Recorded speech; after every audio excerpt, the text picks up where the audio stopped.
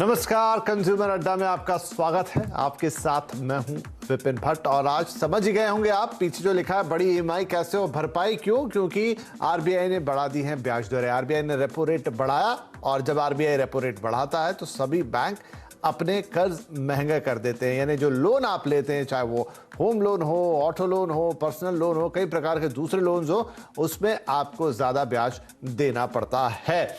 अब ये भी है कि नए ग्राहकों के लिए तो नए ये महंगा होता ही है, लेकिन जो पुराने ग्राहक हैं उनके लिए भी लोन्स महंगे हो जाते हैं, खासतौर पे होम लोन, क्योंकि अब ज़्यादातर बैंकों के लोन जो है वो एक्सटर्नल बेंचमार्क से जुड़े हैं, जो कि होता है रेपो रेट, उसमें बढ़ोतरी मतलब आपके होम लोन में बढ़ोतरी। और हुआ यह है कि लगातार तीसरी बार ये ब्याज दरें बढ़ी हैं। ऐसे में अब ग्राहकों के माथे पे थोड़ी चिंता की लकीरें जरूर पड़ी हैं। तो चलिए अब आज यही बातचीत करेंगे कि ये जो ब्याज दरों के बढ़ने का सिलसिला है, ये अभी कितना और जाना है, जो बढ़ोतरी हो रही है वो आप पे कैसे पास ऑन होती है, आपके लोन पर क्या इंपैक्ट पड़ता है, किस तरीके के एडजस्टमेंट आप कर सकते हैं, और कोई तरीका है क्या कि आप ये जो बढ़ोतरी हो रही है, जो ये अनायास झटका आपको लग रहा है, उससे कोई बचाव का तरीका हो। ये सारी बातचीत आज हम करने वाले हैं। हमारे साथ कुछ खास मेहमान होंगे, लेकिन जरा देख लेते हैं कि हुआ क्या है।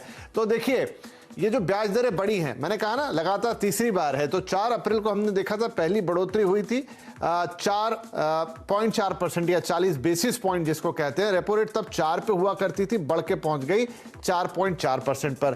फिर 8 जून को ये हुई आधा परसेंट की बढ़ोतरी, तो ये पहुंच गई 4.9% पर। 5 अगस्त को ये होती है 5.5% यानी आधा परसेंट की बढ़ोतरी, तो अब हो गया रेपो रेट 5.4%। तो आप देखें तो करीब करीब ये 1.5% के आसपास अब बढ़ गया, 10 बेसिस पॉइंट उसमें कम है। अब आपका होम लोन, उस पर क्या अंतर पड़ता है? देखिए, अब जब बढ़ोतरी हुई थी वही तारीखें हम पकड़ रहे हैं। 4 अप्रैल को अगर 7% पे आपको होम लोन मिल रहा था तो पहुंच गया 7.4% पे। जितना रेपो रेट बढ़ा उतना ये लोन भी महंगा हो गया। 8 जून को 7.4 से ये पहुंच गया 7.9 पर। और अब जो बढ़ोतरी हुई है आधा परसेंट की ओर, तो अब ये करीब करीब 8.5% टच कर गया। अब अलग अलग बैंक के थोड़े अलग अलग तौर तरीके होते हैं किस तरीके से अपने होम लोन को डिजाइन करते हैं, लेकिन मोटा मोटी यही रहेगा कि 8 से 8.5% के बीच अब इफेक्टिव रेट ऑफ इंटरेस्ट आपका पहुंच जाने वाला है, जहां तक होम लोन की बात है। बाकी लोन्स भी महंगे तो होने ही हैं। होम लोन चूंकि बहुत बड़ा होता है, बहुत लंबे टेन्योर का होता है, बड़ी ईएमआईज होती है, इसलिए सबसे ज्यादा इंपैक्ट वहीं पर आता है। तो आज यही सारी बातें। अब आज के मेहमानों से आपकी तारुफ करा दिया जाए। rupiapesa.com के एमडी मुकेश पांडे कार्यक्रम में जुड़ रहे हैं, फाइनेंशियल एक्सपर्ट किशोर सुब्रमण्यम और पैसा बाजार के सीनियर डायरेक्टर गौरव अग्रवाल। आप सभी का बहुत बहुत स्वागत है। किशोर, हम आपसे शुरुआत करते हैं। आरबीआई ने ये लगातार तीसरी बार ब्याज दरों में बढ़ोतरी की है। संकेत ये भी है कि नहीं मालूम कि ये बढ़ोतरी कब तक जारी रहेगी, आगे और बढ़ोतरी हो सकती है। तो पहला सवाल तो दर्शकों के मन में यही है कि यहां तक तो जो बढ़ा वो बढ़ा, क्या आगे ये और बढ़ता हुआ दिखाई देगा?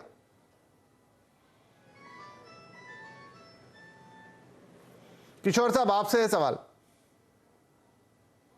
हाँ, ये सवाल का जवाब तो शायद परफेक्टली कोई जवाब नहीं दे पाएगा, मगर जैसे अभी इन्फ्लेशन बढ़ रही है दुनिया भर में, हर सेंट्रल बैंक अभी रेट बढ़ाते जा रहा है। अभी लगता है कि और शायद एक या दो बार और एक आधा percent which is 50 basis point की बढ़त आ सकती है। और पब्लिक को ये अनुमति लेके जाना है कि शायद बढ़ सकती है, क्योंकि आज जो बढ़ोतरी हुई है आरबीआई ने 0.5%, वो कर्व के ऊपरी दिशा पे, मतलब अपवर्ड कर्व पे गया था, क्योंकि अनुमति तो ये थी कि 0.35% की बढ़त आएगी, मगर 0.5 की बढ़त आई है। तो हमें लगता है कि और एक या दो बार शायद आ सकती है, जिसके बाद हमें लगता है कि इन्फ्लेशन घटेगी और उसके बाद ये रुकेगा। अभी ये बहुत तेजी से बढ़त आ रही है और 3 महीना में शायद 1.4%, जो 140 बेसिस पॉइंट शायद लास्ट 6-8 साल में कभी हुआ नहीं है।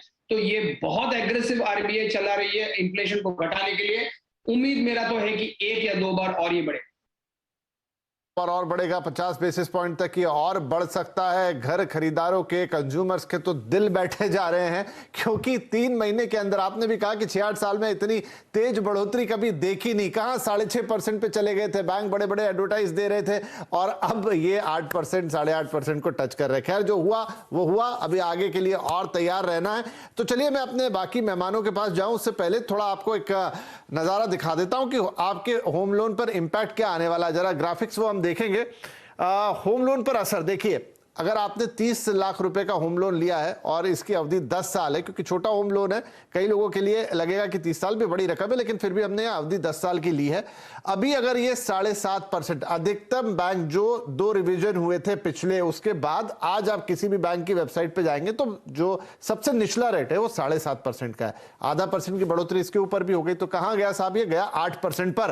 तो अगर 7.5% पर आपके 30 लाख 10 साल के लिए 35,611 रुपए की ईएमआई बन रही थी, वो ईएमआई अब हो जाएगी आपकी करीब करीब 36,398 रुपए की। 787 इतनी बढ़ोतरी इस आपके ईएमआई में ये होती हुई दिखाई देगी।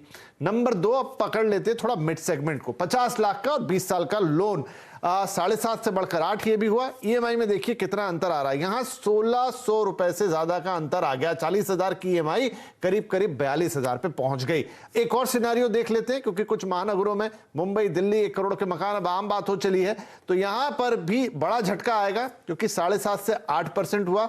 20 साल की अवधि है, क्योंकि रकम बड़ी है, 1 करोड़ की रकम है, तो यहां पर आपका जो जेब कटेगी वो करीब करीब 3,000 रुपए से, उससे थोड़ी सी ज्यादा यहां पर आपकी ईएमआई में बढ़ोतरी हो जाएगी। अब एक सिनेरियो, अब आपके बैंक के हिसाब से आपने किस इंटरेस्ट पे लोन लिया था, किसी को 6.5 मिला है, किसी को 6.8 मिला है, तो वहां से वो और ऊंचा जाता हुआ दिखाई देगा।